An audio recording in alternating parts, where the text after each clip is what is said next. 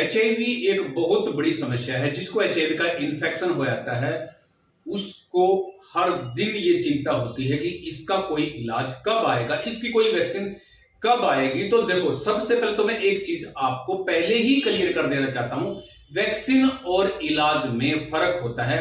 Vaccine, इलाज और cure, permanent cure, तीनों में फर्क होता है।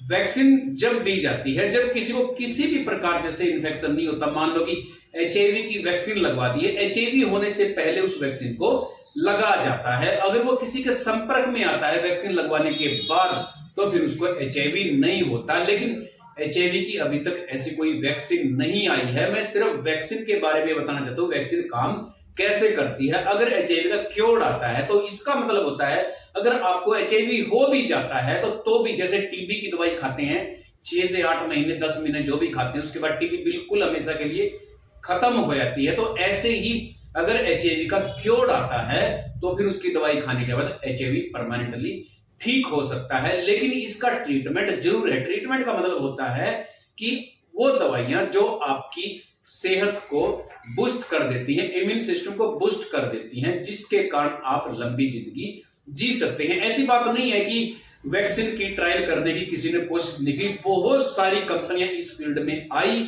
और बहुत सारी कंपनियां आज भी एचआईवी के ऊपर रिसर्च में लगी हुई हैं। कुछ कंपनियां ऐसी हैं जिसने रिसर्च करने के बाद रिसर्च बंद कर दी है, जिसमें हम बताएंगे RV144 ये वैक्सीन डेवलप होनी थी, इसके ऊपर ट्रायल चली थी।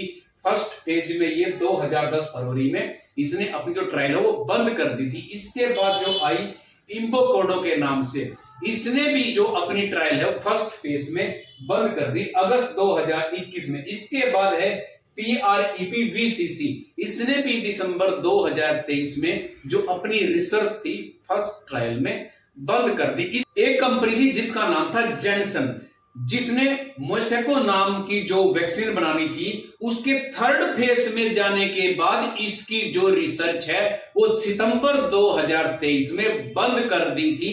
बंद करने का जो कारण था वो हेल्थ इश्यू था। इसके शरीर के ऊपर साइड इफेक्ट बहुत ज्यादा थे।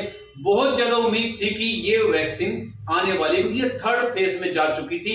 उसके बाद चौथा जो ट्रायल होना था, चौथा फेज आना था, उसके बाद ये जो वैक्सीन है मार्केट में आ सकती थी। लेकिन ऐसी बात नहीं है, अभी भी बहुत सारी कंपनियां हैं जो एचआईवी के ऊपर रिसर्च करने में जुटी हुई है, जिसमें एक ऐसा नाम है जिसको बोलते हैं नोवल वैक्सीन के नाम से। इसको आप 1388 VIR 1388 के नाम से भी गूगल पे सर्च कर सकते हो। ये जो वैक्सीन है ये VIR बायोटेक्नोलॉजी जो कंपनी है उसने इसके ऊपर रिसर्च करना शुरू किया। इसका भी ट्रायल सितंबर 2023 में शुरू हुआ है। 2024 के आखिर में जाके इसका पहला जो फेज है वो कंप्लीट होने की उम्मीद है। ये तो बात बताई मैंने आपको वैक्सीन कैसे काम करती है और कौन कौन सी वैक्सीन फेल हो चुकी है और कौन सी वैक्सीन अभी चली और भी बहुत ज्यादा रिसर्च चली हुई है। इसके बाद मैं बात करूंगा कि क्या एचआईवी हमेशा के लिए ठीक हो सकता है। तो देखो, बहुत सारी कंपनियां हैं जो रिसर्च पे जुटी हुई हैं, लेकिन बहुत ज्यादा कामयाबी मिली उनको। जैसे एक कंपनी है जिसका नाम है लिफिटोलिमोड के नाम से इसने एक जैसे दवाई बनाई है जिसके ऊपर रिसर्च चली हुई। ये क्या करेगी, पहले क्या था, जैसे एचआईवी हमारे अंदर आया तो हमारी जो बॉडी है ना उसको जो रिस्पॉन्स है बड़ी लेट देती थी। लेकिन ये दवाई जो है खाने के बाद हमारा इम्यून सिस्टम को रिस्पॉन्सिबल बना देगी, यानी कि जल्दी रिस्पॉन्स देने के लिए प्रेरित करेगी। यानी कि क्या होगा, ये दवाई खाने के बाद हमारा जो इम्यून सिस्टम है वो एकदम एचआईवी को रिस्पॉन्ड करेगा, जिससे कि एचआईवी मर सकता है, यानी कि बाहर निकल सकता है। और दूसरा क्या है, मोनोक्लोनल एंटीबॉडीज के नाम से, इसमें 2 एंटीबॉडीज होते हैं। इसमें क्या करेंगे, ये क्या करते हैं, एक तो क्या करेगा कि वायरस को बाहर निकाल देगा, दूसरा हमारी इम्यूनिटी बढ़ा सकता है, तीसरा ब्लड कैंसर की जो ड्रग्स है उसके ऊपर रिसर्च चली हुई है। उस एक स्टडी में पाया गया है कि जो ब्लड कैंसर की जो